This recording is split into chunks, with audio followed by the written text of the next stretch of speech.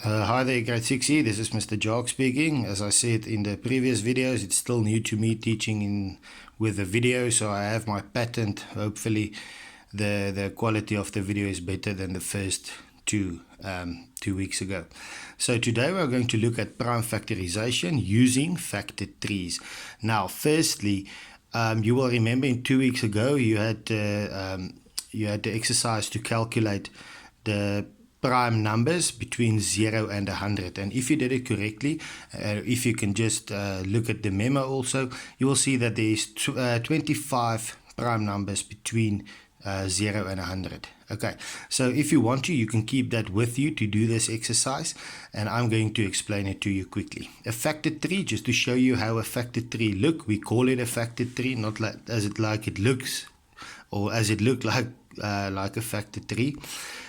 Firstly, 30. I asked myself, what numbers can I multiply to give me 30? So I wrote it's 15 and 2. Now, if I multiplied them, I ask myself now, is one of those two a prime number? Yes, the 2 is. So I circle the 2. Okay, 15 is not a prime number. I can still go further with that.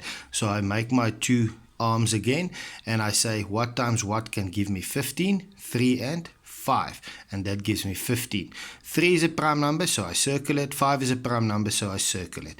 Right, so my prime factorization, that's what the PF stands for. Prime factorization is 2 times 3 times 5. Now, if you want to test yourself if you did it correctly, you say 2 times 3 is 6. 6 times 5 is 30. So you know you have the correct answer.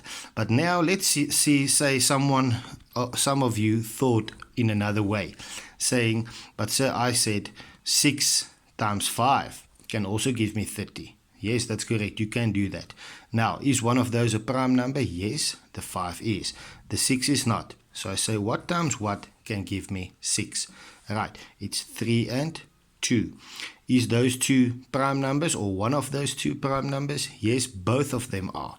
Right, and now I say PF, and my prime factorization is 2 times 3 times 5. You will note that in both these cases, you will see the answers are the same. Okay, so if you test it, it will still be 30. So when I mark the work, or if I send you the memo, I'm only going to send you this bottom part, because the top part may differ from child to child depending on which factors you used first. Right, guys, so it's very handy to have your work, the prime numbers with you if you're not sure, especially in the beginning. Okay, so let's look at quickly at 42.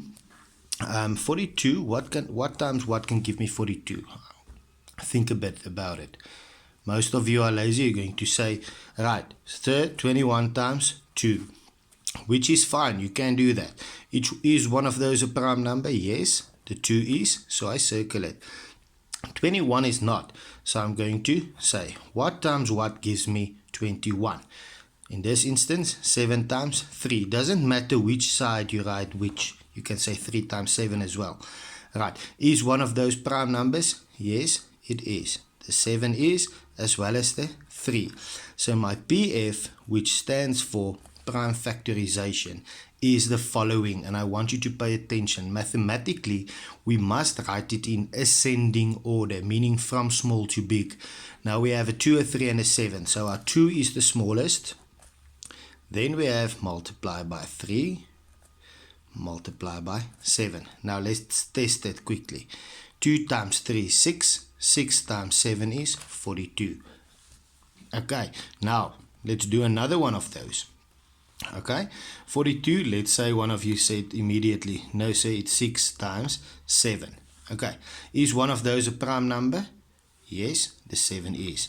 The 6 is not, so I must go further with the 6. Okay, what times what can give me 6? It is 2 times 3, or 3 times 2, it doesn't matter. Are those prime numbers? One of those? Both of them are, so I circle them. So the prime factorization of 42 in this instance is 2 times 3 times 7. Please note again, it's in ascending order, and to test it, 2 times 3 is 6 times 7 is 42. This is very nice work. I hope you enjoy it. Good luck.